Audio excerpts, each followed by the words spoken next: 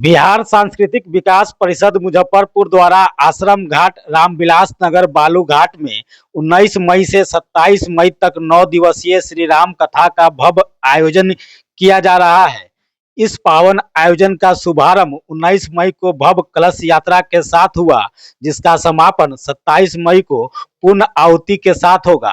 श्री राम कथा के प्रख्यात राष्ट्रीय व्यास व कथा व्याचक श्री श्री 108 देवकी नंदन भारद्वाज जी 9 दिनों तक श्रद्धालुओं को भगवान श्री राम की लीलाओं का रसपान कराएंगे। इस कथा में स्थानीय भक्तों के साथ साथ दूर दराज के क्षेत्रों से भी बड़ी संख्या में श्रद्धालु पहुंच रहे हैं। आयोजन के संयोजक विपिन सिंह ने बताया कि यह कथा सनातन धर्म को विज्ञान के साथ जोड़कर इसे और मजबूती प्रदान करने के उद्देश्य से आयोजित की गई है। समाज के सभी वर्गों को जोड़ने के लिए विशेष प्रयास किए गए हैं। कथा से पूर्व समाज के सभी वर्गों के लोगों का द्वार बनाकर सम्मान पूर्वक निमंत्रण दिया गया, ताकि सभी वर्ग इस आयोजन से जुड़ सके और सनातन धर्म का प्रचार प्रसार हो। यह आयोजन न केवल धार्मिक बल्कि सामाजिक एकता का भी प्रतीक है। कथा स्थल पर भक्ति और अध्यात्म का अनुपम संगम देखने को मिल रहा है, जो श्रद्धालुओं के मन को भक्ति रस से सरोवर कर रहा है। यह कथा सनातन संस्कृति के संरक्षण और प्रचार में महत्वपूर्ण भूमिका निभाएगी।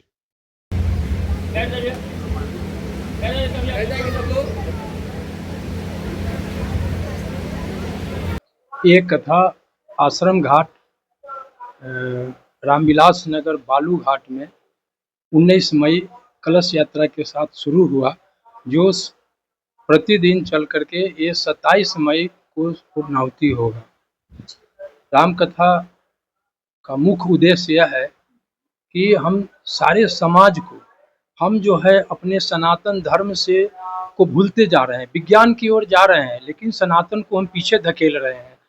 तो विज्ञान को साथ साथ सनातन धर्म भी मेरा मजबूत हो, इसके लिए भगवान राम ने बोला है कि रामो विग्रह वानः धर्म, यानी राम का दर्शन जो है वही मूर्ति है। राम का मूर्ति ही राम का दर्शन है।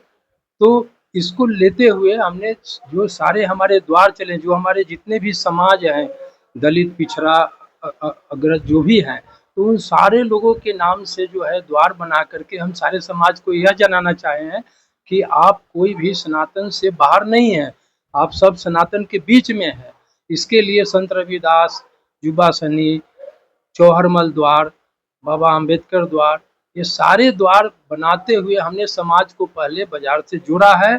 और उसके बाद हम कथा स्थल पर, वाल्मीकि कथा स्थल में सबसे पहले जो भगवान राम को जो शिक्षा दिया गया है, वाल्मीकि जी ले जा करके उनको शिक्षित किया है, वहाँ से फिर भगवान राम जो है वो जब वनवास हुआ है तो केवट जो है उनको नैया पार कराए हैं वन में। फिर उसके बाद उनकी मुलाकात सबरी मिलन से हुआ है। माँ सीता का पता लगाने के लिए जो है सुग्रीव जी का जो से मिलन हुआ है।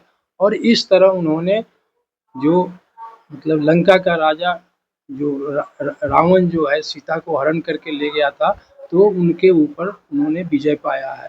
तो इस तरह से सारे समाज में उन्होंने बताया है कि सनातन धर्म ही मजबूत धर्म है, सनातन से आप बाहर नहीं हुए, सनातन के बीच ही रहे।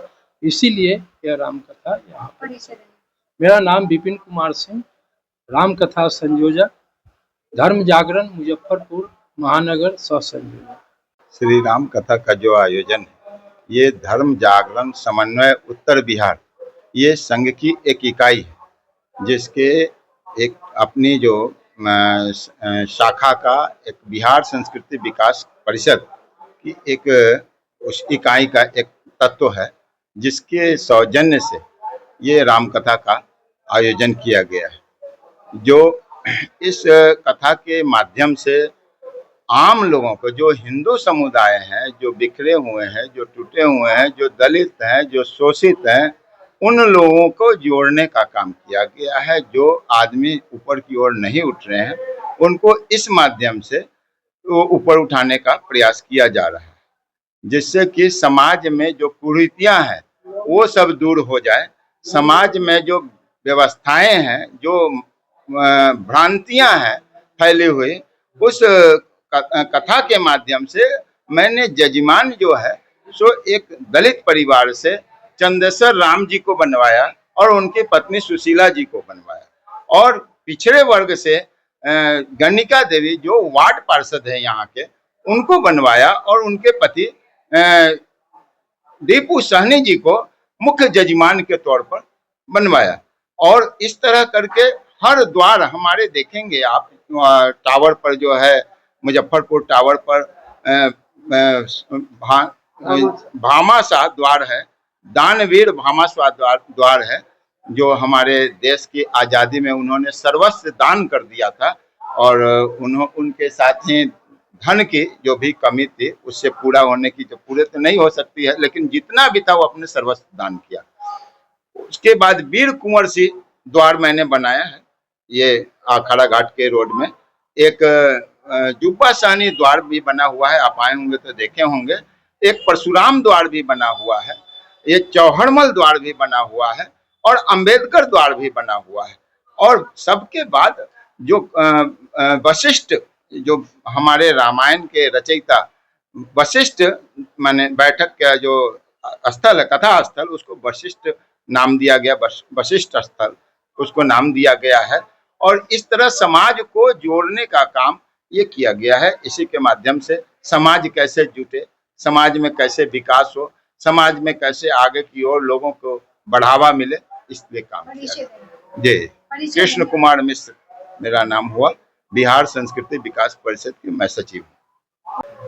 ये धर्म जागरण समन्वय समिति के द्वारा किया जा रहा है। इनके मुख्य जो कथा का श्रोताओं को और देवकीनंद भारद्वाज को सभी का जो अरेंज किए हैं, इसका उस व्यक्ति का श्रेय कृष्ण कुमार मिश्र, जो उत्तर बिहार के सचिव है, हम लोग के पुरखा हैं।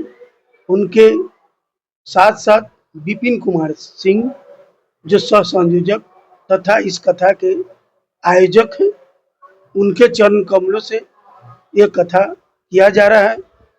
और इस कथा के बीच में जो हम लोग के बीच में लाए, वह व्यक्ति का नाम शिवचंद्र राय है, जो हमको प्रेरित करके मुख्य जजमान बना के इस कथा का रूप रंग तैयार किया गया है।